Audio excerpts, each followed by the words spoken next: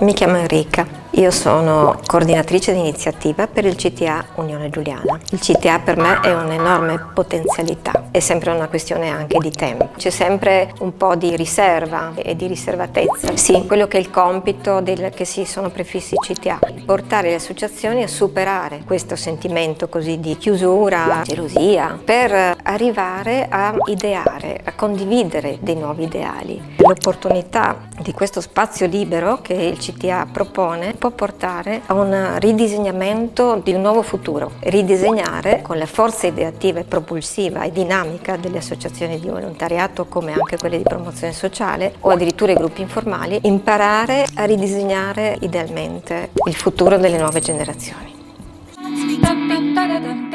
Poi voi ne fate quello che ritenete opportuno.